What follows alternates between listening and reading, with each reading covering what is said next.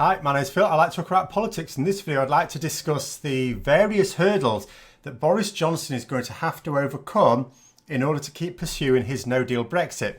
Whether that's this month, although the window for that is closing, or at the end of 2020, which is still very much on. But first, if you find yourself enjoying the video, then please click the like button and subscribe to the channel. So the first hurdle that Johnson has to leap over is the withdrawal agreement bill itself. Now, remember that MPs voting for his withdrawal agreement in favour of it doesn't mean we leave the EU with that deal. Legislation has to be passed. That is, the withdrawal agreement bill needs to be passed through Parliament. That's the legal text for implementing the withdrawal agreement. So should Parliament approve it, the problem is that this bill will fundamentally change our constitutional arrangements as a nation. It's highly complex, as you would imagine, and every line has a massive impact on the UK, its inhabitants, as well as citizens living and or working abroad as well. As such, it needs careful scrutiny, but there hasn't been any because it has never been published, and it has existed for a year now. Theresa May refused to publish, just as Boris Johnson has. Of course, they will have to publish it for a vote, but the idea is they publish it, MPs go, oh, let's have a look at this. No, you need to vote on it now. I ain't read it. Yeah, but just vote for it. Trust me, honest Boris. So the Conservatives had very much hoped that MPs wouldn't have time to read it, let alone get expert opinions and debate it all properly. But the Letwin Amendment passed this weekend on the basis that MPs don't want to be rushed into signing Boris Johnson a blank cheque. They don't want to vote through the most monumental bill of their political lives without having had the chance to read it carefully. And journalists have been told off the record on more than one occasion there is a reason the withdrawal agreement bill has never been published before. The implication has always been because it contains demons that won't stand up to careful and lengthy scrutiny. Like cyanide, get it down you, it tastes bitter, and it's going to have much the same effect as well. The second issue is that the withdrawal agreement bill was written with Theresa May's withdrawal agreement in mind. But there have been a small number of changes with Boris Johnson's version, and some of those changes are extremely complex when it comes to the issue of Northern Ireland and the UK's border with the EU, and indeed with itself. There's not been enough time to include these details in the withdrawal bill, so what would be done about that? Well, it's simple. You have to include sections that give fairly sweeping discretionary powers to ministers in order to deal with issues as and when they arise. Now, call me cynical, but if I were an MP, even an MP that wanted to exit the EU with a deal, I don't know that I'd want to vote through discretionary powers for the current crop of ministers. I'd be a little bit dubious about doing it for any bill, but certainly not for the likes of this collection of crooks currently inhabiting cabinet. There is a chance, just a chance, that actual MPs will take the same view. Next are the possible amendments. So remember, if Boris's withdrawal agreement passes through its second reading, that's not to say that MPs are happy to go along with his no-deal plans. There are amendments to come, and they'll come after that second reading. There are amendments proposed this week. Labour are tabling a motion to tie the agreement to a referendum, for example. There's a possible motion that would commit the government to negotiating a customs union. It might also insist that we still retain access to the single market with all the rules that that brings. It might be really clear that we accept jurisdiction of the European Court of Justice in matters pertaining to that. There are going to be a whole host of amendments, not all of which will get through. But the danger for Boris Johnson is that, given that he's committed to a no-deal Brexit, having his deal go through with certain amendments is worse for him than having it defeated. Now, I wonder if we'll see a scenario where he orders his own MPs to vote against his own deal.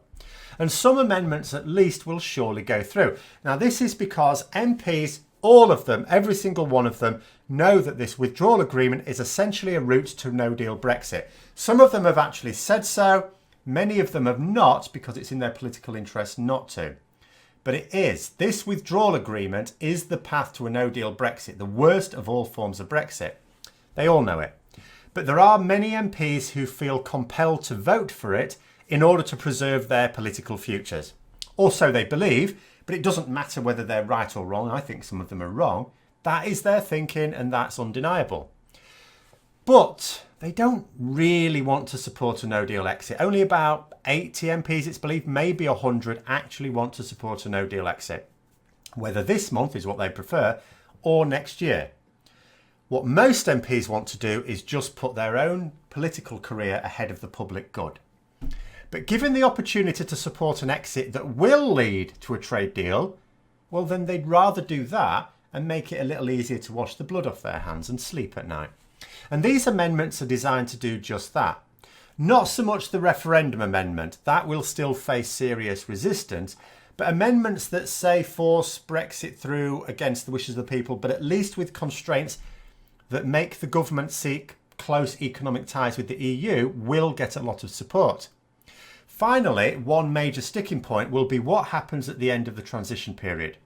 So let's say we get the extension, MPs have time to debate the legislation carefully before passing it finally, even though they'll be doing so going, don't really want this.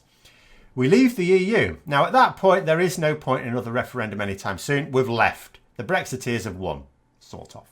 Remain have certainly lost and will have to switch to campaigning to rejoin the EU as soon as possible. But we'll have to do so with an understanding that we are likely to return without our hard-won perks, including the rebate. So it's going to be a tougher sell. But no matter what amendments there are that compel the government to seek a particular deal, the government could just do a bad job of those negotiations. I mean, they've got form on that. It would be credible. The end result would be that we get to the end of 2020 and we still don't have our trade deal. And the transition period ends. We now have no deal. And we also have no interim arrangements because the transition period is ended. This is the no deal Brexit that the Brexiteers wanted. And those amendments wouldn't have prevented it. They just constrained the government in terms of seeking whatever. But at the end of the day, they'll go, well, we tried to seek it, but we're just going to get it. The EU are being awkward. Sorry, it looks like we're leaving without a deal. So what if MPs put forward an amendment that gives Parliament control over the transition period? Gives Parliament the power to seek an extension and takes it out of the hands of government. Now, the way it's all arranged at the moment is, unlike with Article 50, which can keep being extended ad nauseum, is that ad infinitum is probably what I meant to say, but it probably is ad nauseum for a lot of people. And the transition period is not currently set up like that. It's set up that you have to request an extension, not towards the end of the period, halfway through it, like next summer. And that extension will be for a set 2 years and then that's it. So it's really only like having 3 years to negotiate this deal, which with willing on the part of the UK government would be possible. But given we have a UK government that don't really want it, it's still not going to be time enough. But it is going to be at least more time. So if we have a situation where Parliament puts in an amendment that says that it's not down to the discretion of the government to seek this extension or not, but Parliament, like so far, it has been Parliament ordering the Prime Minister to seek extensions, but they have had to enact specific legislation to do that. This would be legislation already enacted that basically says the Prime Minister gets no say over the matter. They have to come to Parliament on a particular date to say, should we extend or not? So they may put in an amendment that insists upon that, which will then take away the no-deal Brexit at the end of 2020 because Parliament will surely vote for that extension next summer. It still wouldn't guarantee a trade deal because there would still be a cliff edge waiting. It would just be much further in the future. And a general election will definitely have taken place by then because one has to have taken place in 2022 at the very latest. So Boris Johnson has a pretty tough week ahead of him. His chances of no-deal Brexit this month have not evaporated, but there's not much left of it. You would think there's very little room for manoeuvre on that one. But he does still have plenty of movement left for getting the no-deal Brexit for the end of 2020. The events of this week should determine how much room for manoeuvre he has.